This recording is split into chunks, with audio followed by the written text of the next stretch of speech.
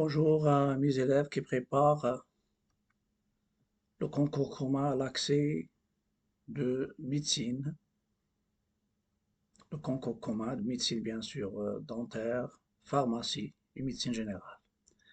Dans cette vidéo, je vais corriger le concours d'accès à l'université Mohamed VI de sciences de santé, c'est-à-dire l'UM6 SS, le concours qui était déjà passé quelques jours.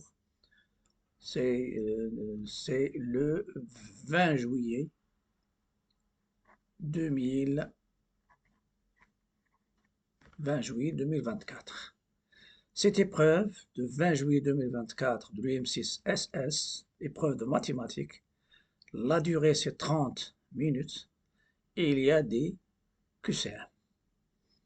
Et comme d'habitude, je vais essayer de répondre à chaque QCM. Les QCM sont donnés en général sous forme d'exercices.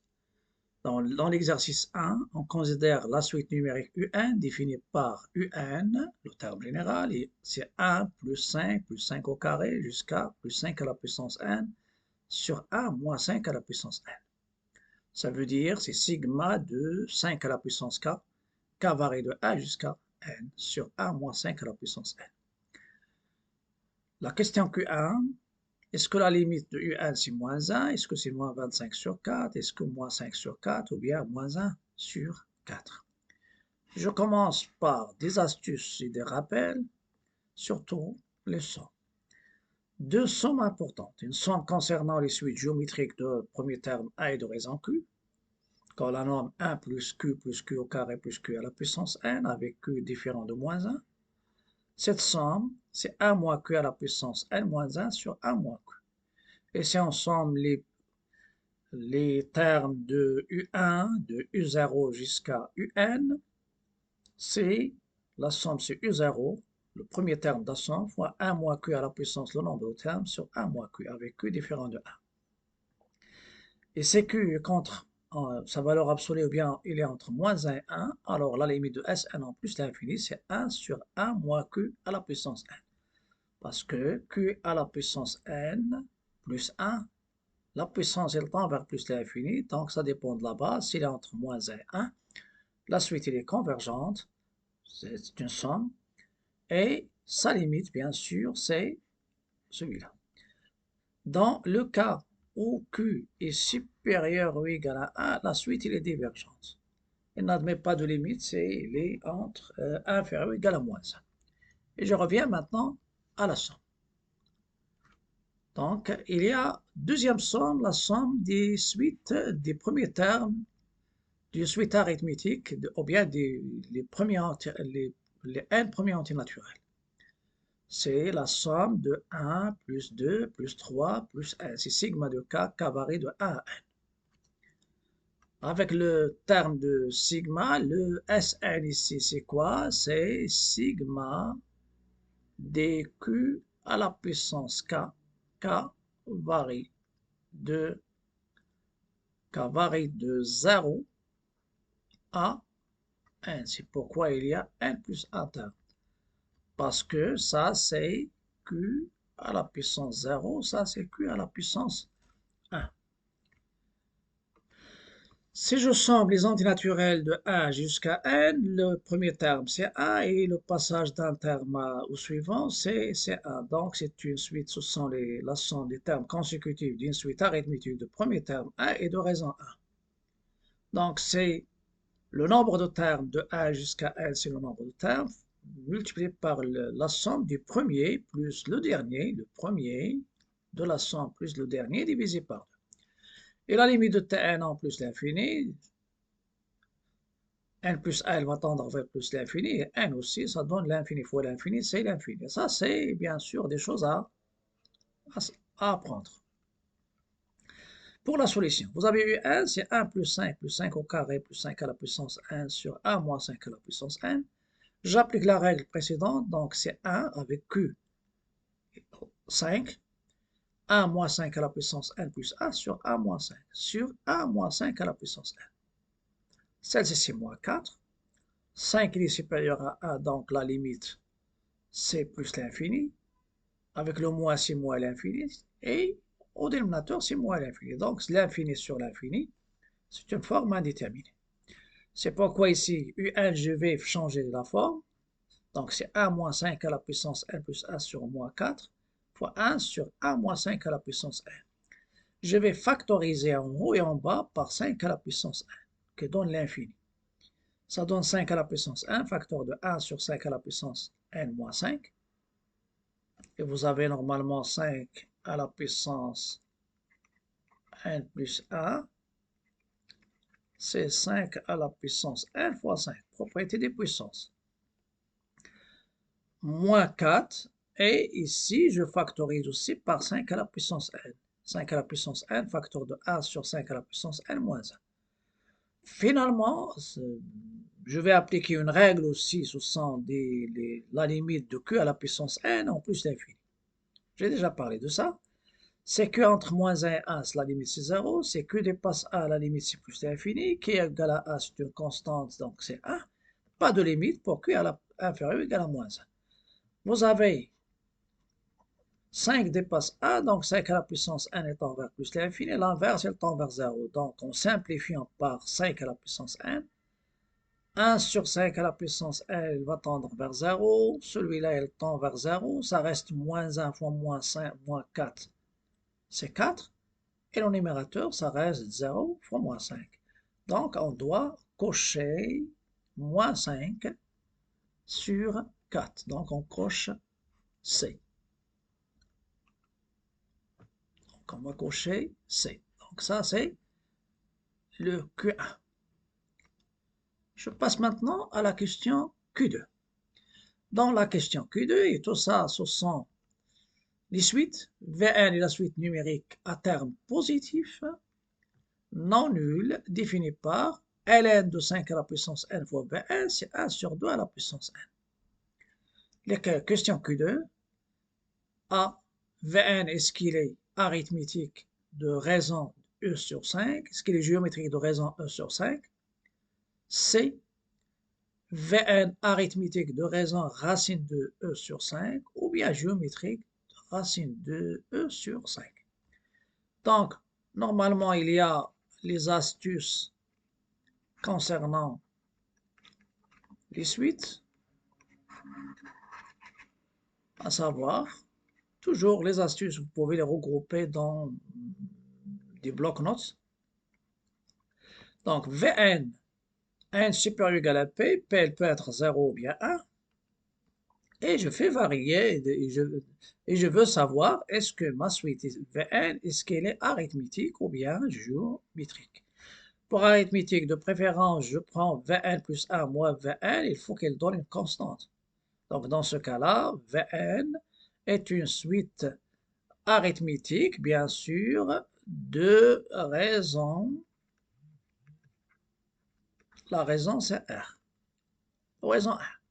Et vous avez Vn, c'est Vp plus n moins p sur R. Et vous avez deux cas particuliers. Vn, c'est V0 plus nr. Ou bien Vn égale à V1 n moins 1 fois R. Voilà. Pour suite géométrique de raison Q, dans ce cas-là, je pose toujours la question.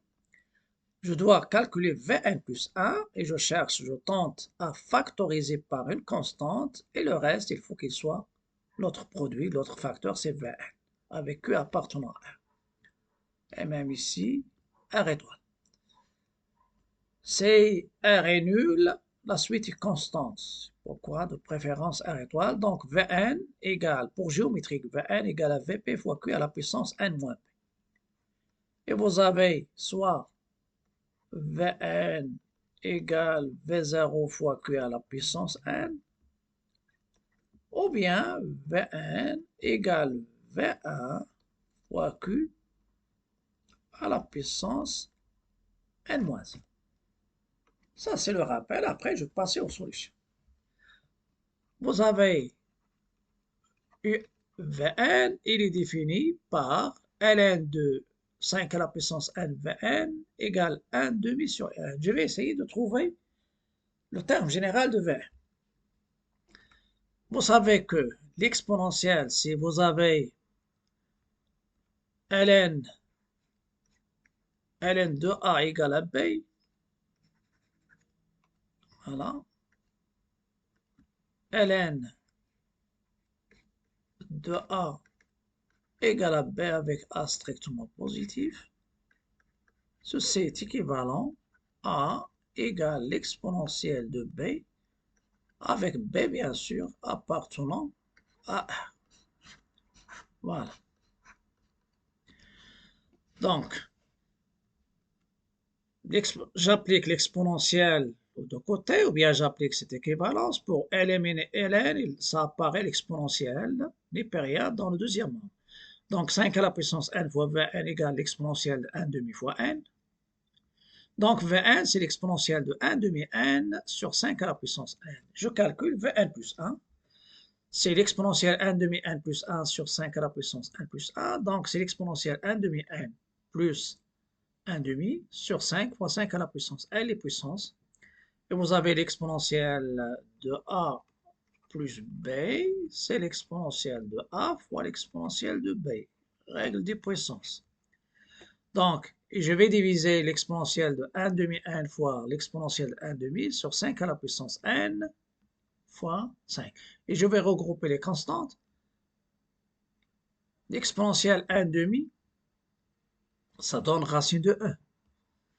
Parce que la racine carrée de x, c'est x à la puissance 1 demi pour x strictement positif. Et après, ça, c'est quoi? C'est Q.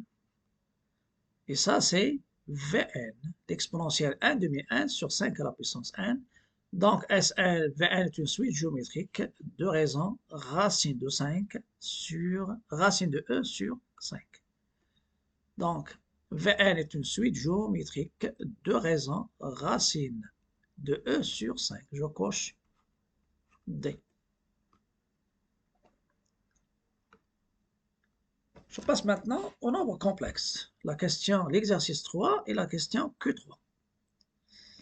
L'exercice 3, on considère les nombres complexes. Z égale moins l'exponentielle i5pi sur 12 et z' égale à 1 plus i z bar.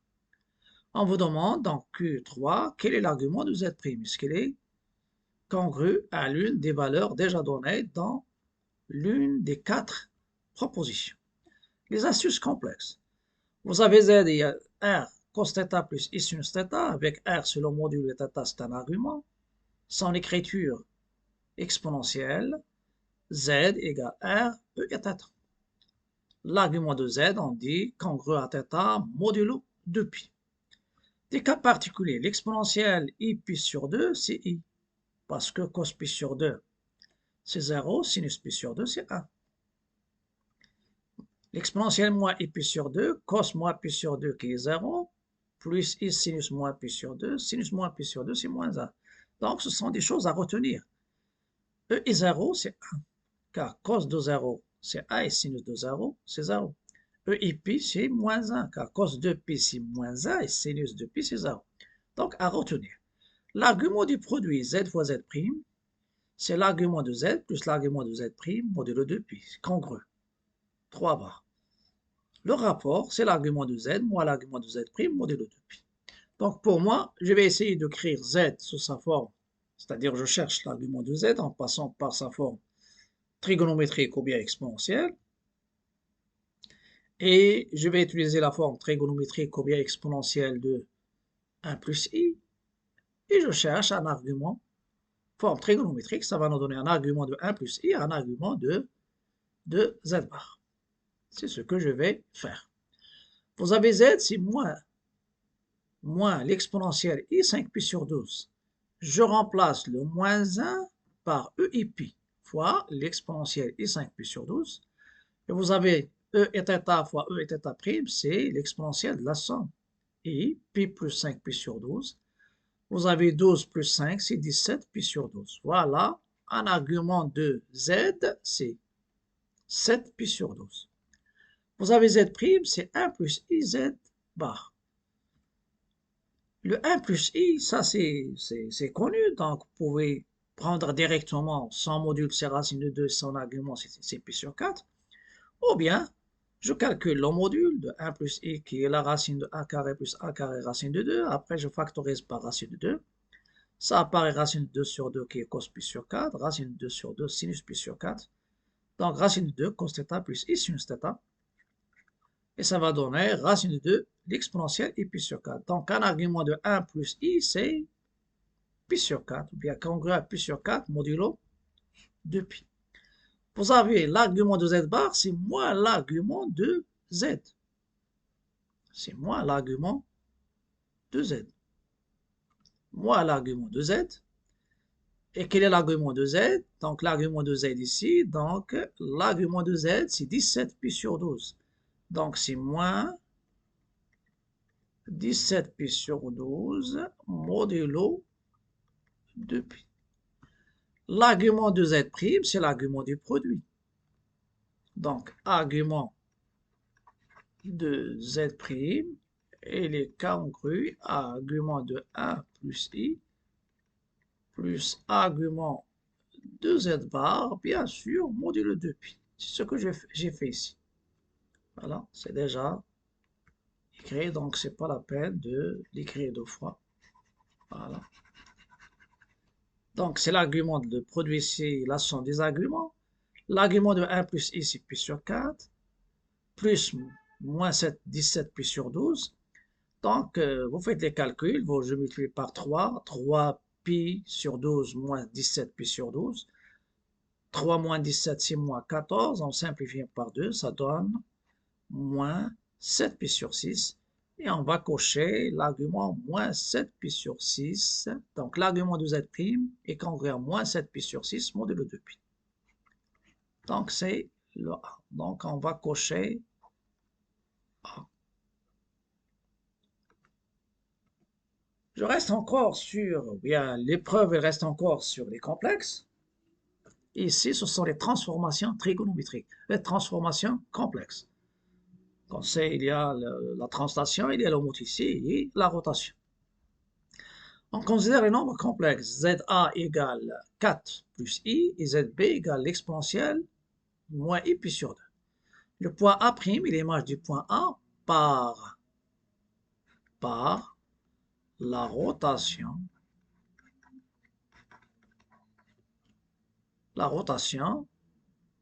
de,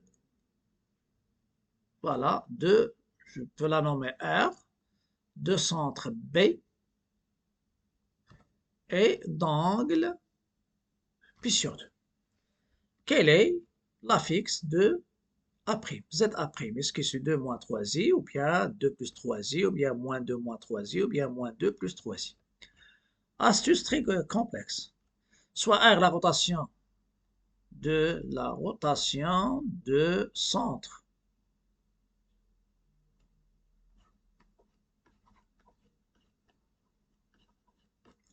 De centre, oméga, et d'angle θ, et qui transforme M en 1'. Vous avez R de M égale 1', équivalente. Z', ça c'est donné, c'est E et θ, Z moins Z oméga plus Z oméga. Ce sont des règles, bien sûr, des bacs. Donc à retenir, ça c'est l'écriture complexe de la rotation. Z' c'est Z', et Z c'est Zn. Ça veut dire ici, le M, il est d'affixe Z, et son image, c'est M' d'affixe Z'. Bien sûr, par la rotation. Je vais appliquer cette règle à mon exercice. On a R de A égale A', donc ZA', c'est E et θ, ZA moins ZB, plus ZB, parce que le centre de la rotation c'est B, et l'angle c'est pi sur 2. Vous avez ZA, c'est 4 plus I, ZB, c'est l'exponentielle moins I pi sur 2, c'est moins I. Donc, ZA', c'est quoi? C'est E et pi sur 2, facteur de ZA qui est 4 plus I, moins z oméga, c'est-à-dire moins zb. Zb, c'est moins i, donc avec moins, ça donne i. Et après, il y a plus zb, et le zb, c'est moins i. Donc, ça donne i facteur de 4 plus 2i, moins i. Je factorise, je développe 4i plus 2i au carré. Celui-là, c'est moins 1 et moins i. 4i moins i, c'est 3i, plus 2. Donc, je vais cocher, donc c'est 3i moins 2. Je pense que c'est le B. 3i plus 2, non. Voilà. Donc, c'est 3i moins 2. Bien, plus 2. 3i plus 2. Donc, 3i plus 2. 3i plus 2. Oui, c'est le B. Donc, on va cocher B.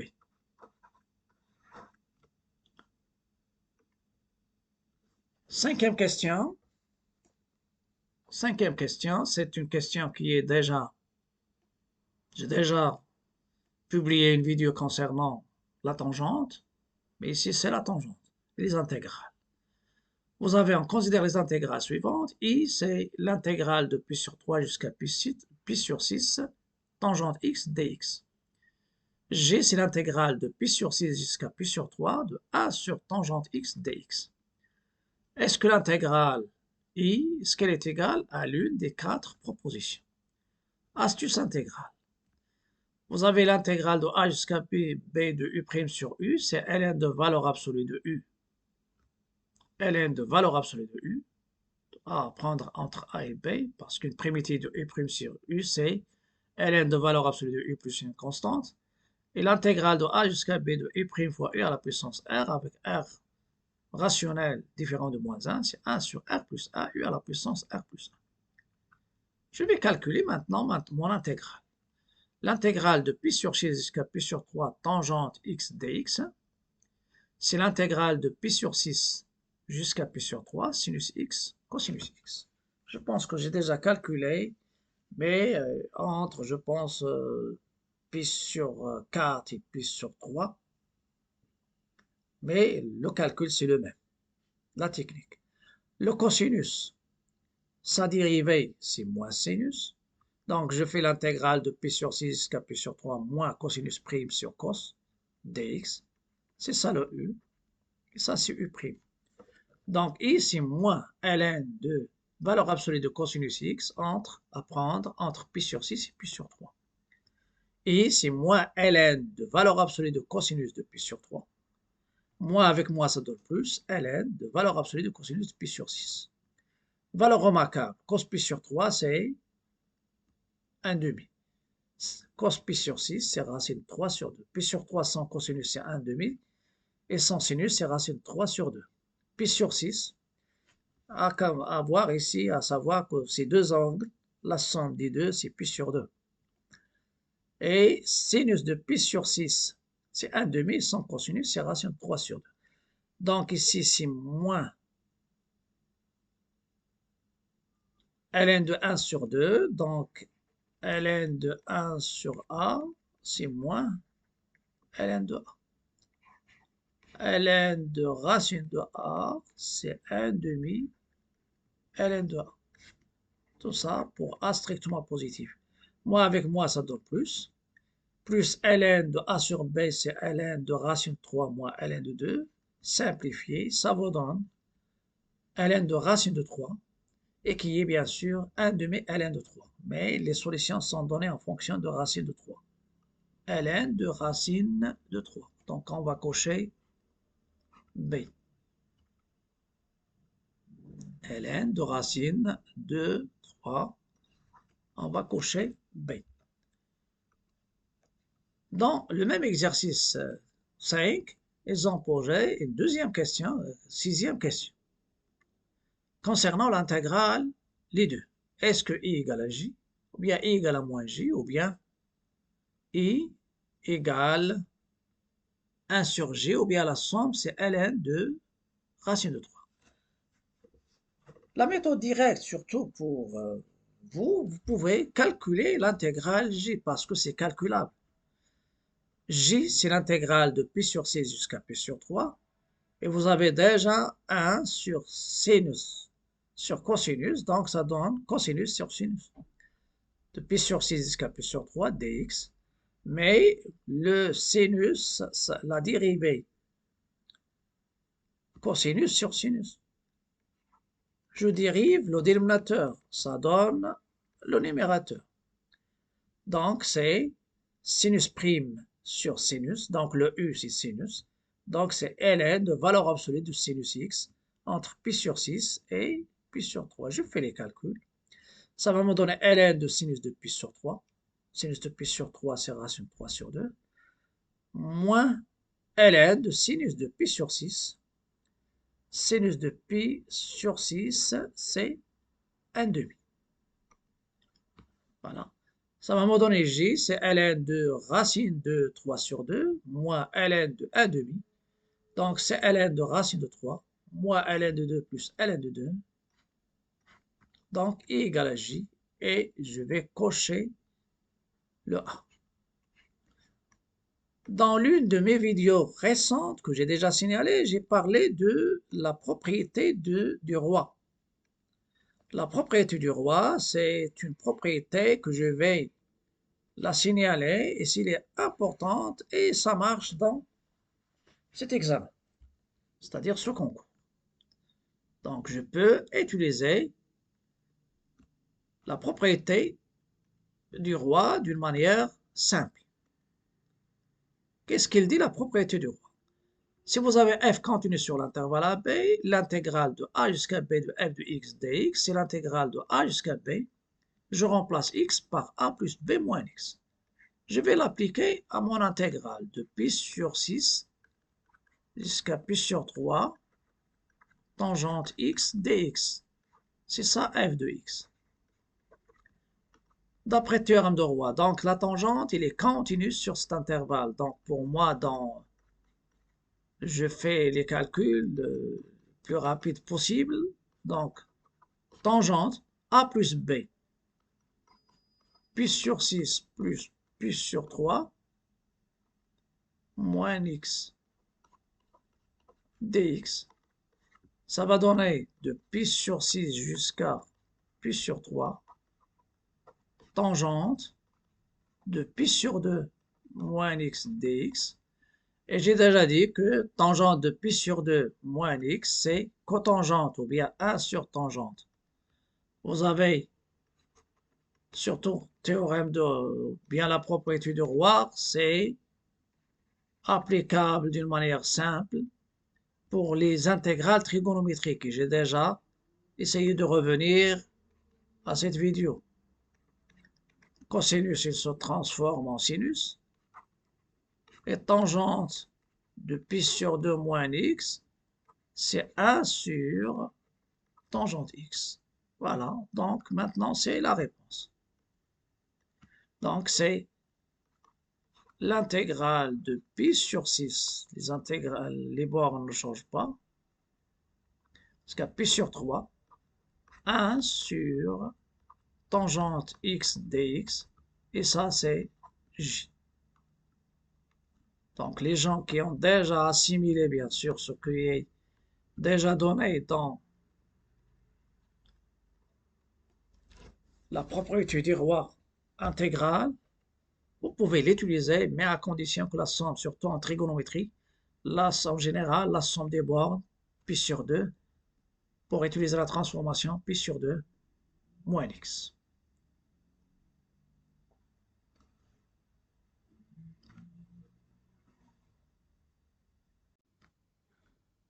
Je continue la correction du concours du mathématique, concours d'accès à l'UM6 SS 2024, qui était déjà passé le 20 juillet 2024. Dans la question Q7, soit lambda appartenant à l'intervalle ouvert 0,2, on pose L lambda, l'intégrale de lambda jusqu'à 2 de ln de x dx. Quelle est la limite de L lambda lorsque lambda tend vers 0 plus? Donc, il n'y a pas question de tâtonner. Donc, normalement, on va essayer de calculer l'intégrale, une intégration par partie, et après, je passe à la limite. Des astuces à savoir, l'intégration par partie, donc l'intégrale de a jusqu'à b de u'v, c'est uv entre parenthèses, crochet, a entre a et b, moins l'intégrale de a jusqu'à b de uv'. Et si tu prends ici uv', ici ça apparaît u'v. Donc je fais une intégration, calculant u lambda par une intégration par partie. Je prends u', c'est 1, et je dérive ln. v de x, ln. Donc u de x, une primitive de 1, c'est x, dérivée de ln, c'est 1 sur x. Ça va donner u lambda, c'est u fois v, donc x, ln de x entre lambda et 2, moins l'intégrale de lambda jusqu'à 2, de x fois 1 sur x. En simplifiant, on simplifie par x, ça reste 1, une primitive de 1, c'est quoi? C'est x. Donc j'obtiens x ln de x entre lambda et 2, et moins entre crochets, x entre lambda et 2. Je remplace, ça donne 2 ln de 2, moins lambda ln de lambda, moins entre parenthèses 2 moins lambda. Je développe 2 ln de 2, moins lambda ln de lambda, moins 2 plus lambda. La limite de lambda. Lorsque lambda tend vers 0 plus, vous avez la limite de x ln de x en 0 plus, c'est un 0, donc lambda ln de lambda elle tend vers 0. Sur lambda elle tend vers 0, elle reste 2 ln de 2, moins 0, moins 2. C'est 2 ln de 2 moins 2, et dans les réponses, ils ont signalé ln de 4, donc 2 au carré, c'est ln de 4 moins 2, donc je vais cocher la bonne réponse. Il y a normalement, on a utilisé le plus souvent ln de x, c'est-à-dire l'intégrale de ln de x. Si vous savez au départ, sans faire l'intégration par partie, il y a des élèves qui disent, vous pouvez la prendre, une primitive de ln de x, il faut la prendre, c'est x ln de x moins x. Au lieu de faire tout ça, tu peux remplacer directement une primitive, c'est x ln de x plus x. Si on vous demande toutes les primitives, ajoute k, tu as en intégrale, donc tu prends une primitive de ln de x, c'est x ln de x moins x, c'est ça, x ln de x moins x, l'auto-crochet entre lambda et 2. Donc, je vais cocher ln de 4 moins 2, ln de 4, ln de 4 moins 2, donc je coche la réponse A. Il nous reste 3 questions, et ces 3 questions sont données dans l'exercice 7 sur les fonctions logarithmiques exponentielles. F est une fonction définie sur l'intervalle 0 plus l'infini par morceau. F de x, c'est l'exponentielle de x, facteur de ln de x moins e moins 1. Entre crochets, il y a ln de x moins e moins 1 pour x strictement positif. Et f de 0, c'est 1. Normalement, le domaine de définition ici, c'est l'intervalle fermé 0 plus l'infini. Donc, il n'y a pas question de parler de l'asymptote verticale. L'asymptote verticale, elle est au point où la fonction n'est pas définie. Il nous reste l'asymptote horizontale et les branches paraboliques. Les branches paraboliques, normalement, on peut remarquer que la fonction ne s'écrit pas sous la forme ax plus b plus une fonction g de x telle que la limite de g de x à l'infini c'est 0 pour en déduire une asymptote horizontale, oblique, pardon. Donc, la seule chose à faire maintenant, je calcule, je tente à trouver est-ce que la limite en plus l'infini ça donne une constante, sinon, je continue les démarches. Donc, la première chose, de branche infinie, la limite de f de x en plus l'infini, c'est la limite de l'exponentielle de x plus x ln de x moins e moins 1. Je sais que l'exponentielle de x, il tend vers plus l'infini. X, il tend vers plus l'infini. Et ln de x en plus l'infini. Donc, la limite de l'exponentielle de x en plus l'infini, c'est plus l'infini. La limite de ln de x, c'est aussi en plus l'infini, c'est plus l'infini. Et plus l'infini, ça donne plus l'infini. Donc, il n'y a pas d'asymptote horizontale. Il reste une direction une branche parabolique de direction asymptotique, soit l'axe des abscisses, soit l'axe des ordonnées. Donc, je calcule la limite de f de x sur x. C'est la limite en plus l'infini de l'exponentielle de x plus x ln de x, entre parenthèses ln de x moins 1, le tout sur x. Et je vais la séparer en deux. C'est la limite de l'exponentielle de x sur x qui est une limite remarquable, qui est plus l'infini. Et l'autre partie, c'est x ln de x moins 1 moins 1 sur x. Après, je simplifie par x. Ça reste la limite de l'exponentielle de x sur x en plus l'infini. Et vous avez logarithme étant vers plus l'infini avec plus l'infini, ça donne plus l'infini.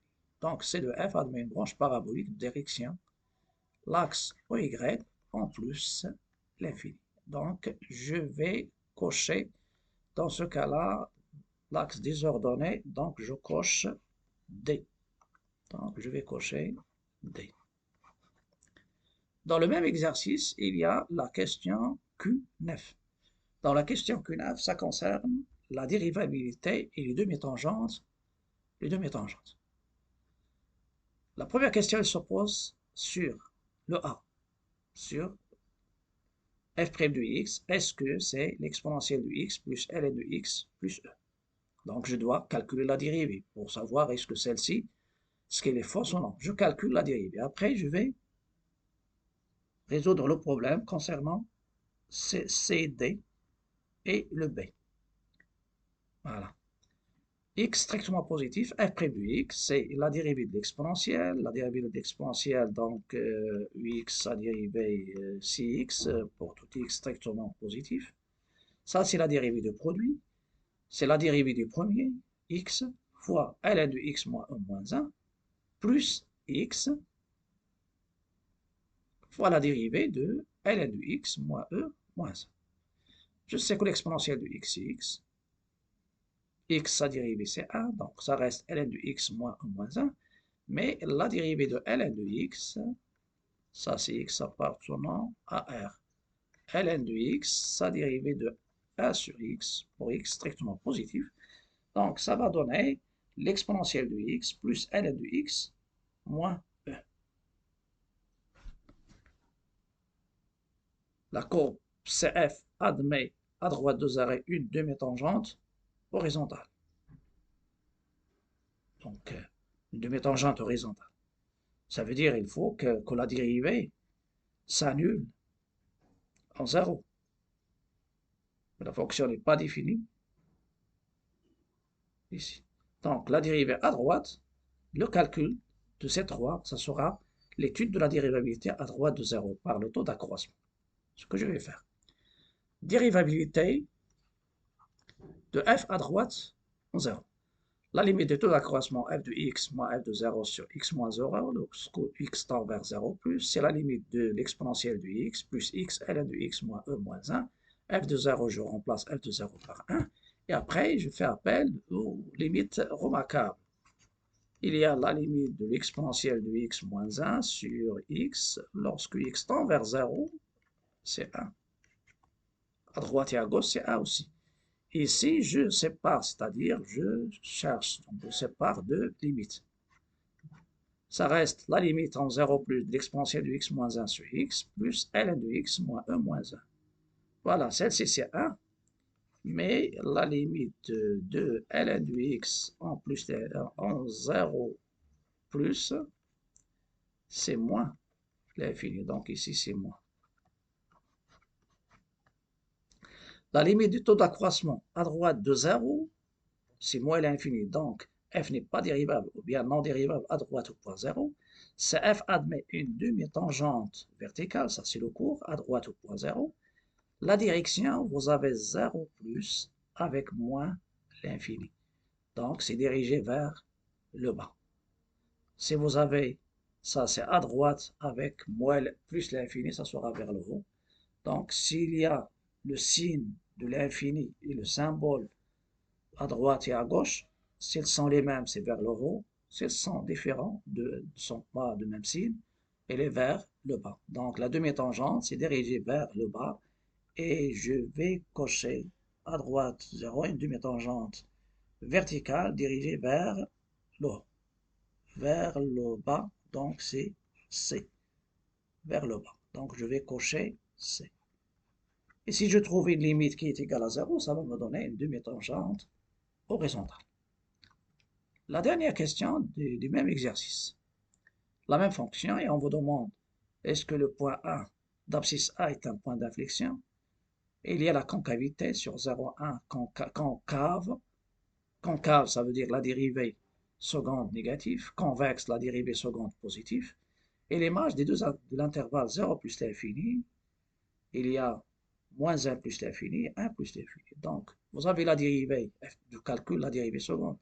F' de x, c'est l'exponentielle de x plus ln de x, moins f seconde, ça donne l'exponentielle de x, x positif, donc la concavité est vers le haut, donc celle-ci, et même la dérivée seconde ne s'annule pas, donc il n'y a pas de point d'inflexion. Donc il me reste ces deux-là. Je vais étudier le théorème de l'image d'un intervalle par une fonction continue strictement monotone. Donc je vais étudier la dérivée, la monotonie de ma fonction, c'est-à-dire le signe de la dérivée de l'exponence, c'est-à-dire de f' de x sur 0 plus l'infini. Sur 0 plus l'infini, il n'y a pas un signe constant, donc je vais séparer les deux intervalles, 0, 1 et 1 plus l'infini. Sur 0, 1, je sais que ln il est négatif. Et x entre 0 et 1, donc l'exponentielle de x, il est entre l'exponentielle de 0 et e à la puissance. Ça, je suis intéressé par cette comparaison. Donc, ex moins e, elle est négative. Et ln, elle est négative, donc la dérivée, elle est négative, parce que c'est la somme. Ça, c'est f' de x. Sur 1 plus l'infini, pas de problème. Vous avez x supérieur à 0, donc l'exponentielle supérieure x supérieur à 1, pardon, supérieur à 1. Donc l'exponentielle supérieure à l'exponentielle de 1, donc la différence positive. Et sur 1 plus l'infini, je sais que ln est positif. Donc positif plus positif, ça donne une dérivée qui est positive. L'image de 0 plus l'infini. F continue, normalement, ici, s'ils ont demandé pourquoi, donc je fais l'exponentielle, c'est continu, donc ln de x, il est continu, ln de x, c'est la fonction ln, il est continu. J'utilise les opérations, ou bien je dis dérivable, donc il est continu sur 0,1, strictement croissant sur 0,1. F de l'intervalle 0,1, c'est f de 1, f de 0, c'est moins 1, 0. La continuité, la même chose ici, par dérivabilité, donc, car il est f dérivable sur 1 plus l'infini, strictement croissante sur 1 plus l'infini. Donc l'image de l'intervalle 1 plus l'infini, c'est f de 1 et la limite de f en plus l'infini, c'est moins 1 plus l'infini. F de l'intervalle 0 plus l'infini, c'est l'union des deux intervalles.